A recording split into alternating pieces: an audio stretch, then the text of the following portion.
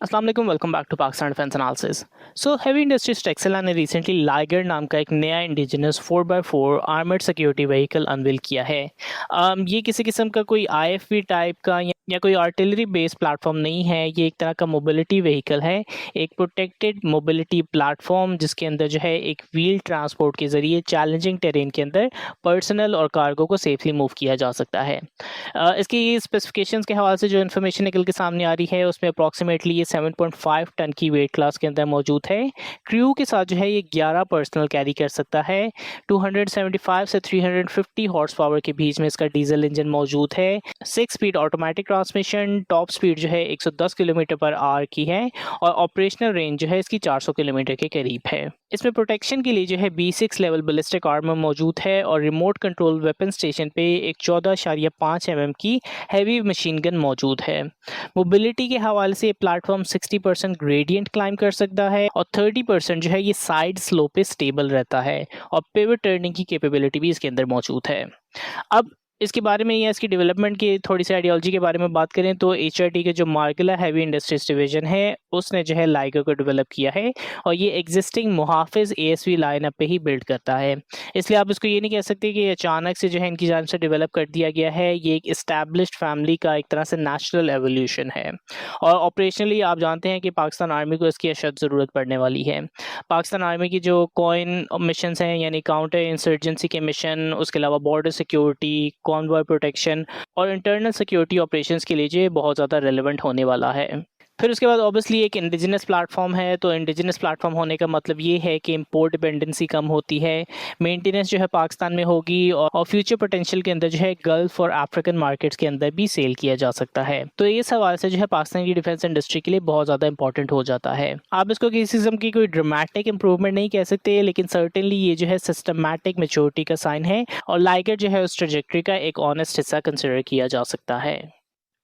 आज कुवैत ने अपने ऑफिशियल गैजेट में decree law number 73 of 2026 publish किया है, जिससे 11 जून 2023 को जो signed Pakistan Kuwait defence cooperation agreement हुआ था वो ऑफिशियली जो है ऑपरेशनल हो गया है। ये न्यूज़ इसलिए इम्पॉर्टेंट है कि एग्रीमेंट ऑलरेडी एग्जिस्ट करता था, आज इसकी जो है फॉर्मल रेटिफिकेशन जो है कंफर्म की गई है।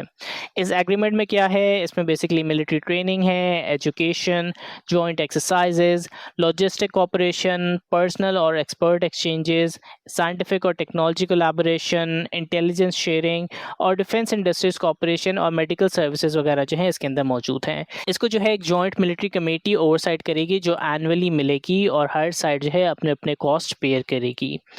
अब एक इम्पॉर्टेंट डिस्टिंक्शन जो क्लियरली बोलना ज़रूरी है और जिसके हवाले से पहले हमारा थोड़ा सा फेयर भी मौजूद था कि ये उसी किस्म की डिफेंस डील ना हो जाए जिस तरह से सऊदी अरब के साथ पाकिस्तान ने साइन की हुई है, लेकिन अभी तक जो है इस पैक्ट में कोई म्यूचुअल डिफेंस क्लॉज नज़र नहीं आ रहा। उस वजह से जो है ये सऊदी पैक्ट से एक तरह से फंडामेंटली डिफरेंट हो जाता है। सितंबर 2025 में जो है पाकिस्तान और सऊदी अरब के दरमियान में एक strategic mutual defence agreement sign हुआ था, जिसमें कलेक्टिव डिफेंस कमिटमेंट और स्ट्रेटेजिक सिक्योरिटी गारंटीज दी गई थी। यानी इसेंशियली जो है एक अटैक किसी पे भी किया जाता है तो दूसरे पे भी अटैक समझा जाएगा। कुवैत के साथ जो पैक्ट अभी मौजूद है उसमें वो लैंग्वेज इस्तेमाल नहीं की गई है। ये प्रैक्टिकली कोऑपरेशन और कैपेसिटी बिल्डिंग पे फोकस्ड है और ऑनेस्टली हम इस पर पहले भी बात कर चुके हैं और इसमें मेरा पर्सनल ओपिनियन भी मैं पहले प्रेजेंट कर चुका हूँ कि पाकिस्तान के लिए बेहतर केस है। सऊदी पैक्ट का वर्स्ट के सिनेरियो जो है उसके बारे में हम बात कर चुके हैं कि वो कमिटमेंट्स जो है पाकिस्तान को पोटेंशियली डिफिकल्ट पोजीशन में डाल सकती हैं और उसके कुछ प्रैक्टिकल एलिमेंट्स भी हमें रिसेंटली देखने को मिले हैं जब से हूतीस ने जो है सऊदी अरब पे हमला किया है। तो उस सवाल से पाकिस्तान की जानिब से क्या स्टेप्स लिए जाते हैं ये भी इंपॉर्टेंट होगा। अभी के लिए जो है पाकिस्तान की जानिब से इन तमाम वाक़ियों पे जो कि हूतीस की जानिब से सऊदी अरब पे हमले के हवाले से है उस पर शदीद मज़म्मत की गई है, लेकिन आगे जाके इस पर किस किस्म का एक्ट या किस किस्म की इन्फोर्समेंट पाकिस्तान आर्मी की जानिब से की जाती है इसके हवाले से जो है हमें देखना होगा। लेकिन अभी के लिए जो है कुवैत पैक्ट में वो ओपन एंडेड मिलिट्री ऑब्लिगेशंस नहीं है। ये प्योरली जो है गल्फ के साथ इंटर ऑपरेटिबिलिटी बढ़ाता है, बायलैटरल टाइज को स्ट्रेंथन करता है बगैर किसी किस्म की हैवी इन्वेस्टमेंट के। बट इसमें एक चीज़ जो मैं मेंशन करना चाहता हूँ इससे पहले कि मैं आगे बढ़ूँ, वो ये कि जो राउटर्स की रिपोर्ट थी पाकिस्तान और कुवैत के दरमियान जॉइंट डिफेंस कॉपरेशन के हवाले से, वो हो सकता है कि एक डिफरेंट अप्रोच की गई हो, और ये जो अभी 2023 की जो डिफेंस कॉपरेशन थी इसको तो यकीनन आगे बढ़ाया गया है, लेकिन जो डिफेंस पैक्ट के हवाले से, जो म्यूचुअल सिक्योरिटी के हवाले से जो डिफेंस पैक्ट है, ऐसा मुमकिन है कि उसके हवाले से भी नेगोशिएशन चल रही हों, और मुमकिन है कि वो अभी अर्ली स्टेज पे टॉक्स चल रही हों, जिसमें पोटेंशियली जो है पाकिस्तान ट्रूप्स, जेट्स या ड्रोन्स या एयर डिफेंस जो है कुवैत को प्रोवाइड कर सकता है। But this is something again जिसको हमें फ्यूचर में देखना पड़ेगा कि इस हवाले से किस किस्म की डेवलपमेंट देखने को मिलती है। अभी के लिए जो डेवलपमेंट की गई है उसके अंदर जो ऑलरेडी एग्जिस्टिंग डिफेंस पैक्ट 2023 में पाकिस्तान और कुवैत के दरमियान साइन किया गया था, उसी पे जो है फर्दर डेवलपमेंट्स की जा रही हैं। और लास्टली एक न्यूज़ जो कि आज से कुछ दिन पहले निकल के सामने आई थी, लेकिन टाइम्स ऑफ इस्लामाबाद की जानिब से रिपोर्ट किया गया था कि पाकिस्तान टर्की से रॉकेटसान के Mumtaz anti tank guided missile acquire करने के हवाले से एडवांस टॉक्स में मौजूद है। अब इस हवाले से ऑफिशियल किसी किस्म की स्टेटमेंट मौजूद नहीं है, लेकिन रॉकेटसान का मुमताज़ जो है वो एक मीडियम रेंज का एंटी टैंक मिसाइल सिस्टम है। इसकी कंफर्म स्पेसिफिकेशन के अंदर जो है इसमें 200 मीटर से लेकर 4 किलोमीटर की इंगेजमेंट रेंज मौजूद है। Imaging infrared IIR seeker, fire and forget capability, day night और adverse weather operation, tandem heat warfare जो रिएक्टिव आर्मर के अगेंस्ट भी इफेक्टिव होता है, और टॉप अटैक कैपेबिलिटी भी इसके अंदर मौजूद है। मैन पोर्टेबल वेरिएंट्स भी इसके डेवलप किए गए हुए हैं, व्हीकल माउंटेड वेरिएंट्स भी इसके डेवलप किए गए हुए हैं, और हेलीकॉप्टर से भी ये लॉन्च किया जा सकता है।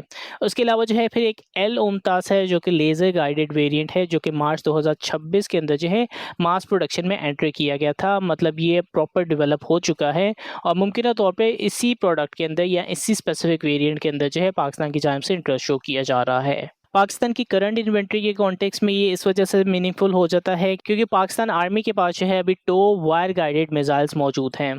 बख्तर शिकन जो है आप उसको जो AJ-8 से डिराइव्ड है वो लिमिटेड नंबर्स के अंदर कहा जा सकता है। इस हवाले से आप बेसिकली ये कह सकते हैं कि एक लिमिटेड क्वांटिटी में या इतनी एडवांस लेवल की टेक्नोलॉजी जो है पाकिस्तान के पास मौजूद नहीं है। मुमताज़ का जो fire and forget IIR Sikar है वो इस डोमेन के अंदर स्पेशली पाकिस्तान को एक तरह से नई कैपेबिलिटी फराहम करता है, तो उन हवालों से जो है ये बहुत ज़्यादा इंपॉर्टेंट हो जाता है। फिर पाकिस्तान टर्की की डिफेंस रिलेशनशिप जो है ऑलरेडी डीप है, तो आई होप कि जो लेज़र गाइडेड वर्जन है वो पाकिस्तान की जानिब से एक्वायर किया जाएगा।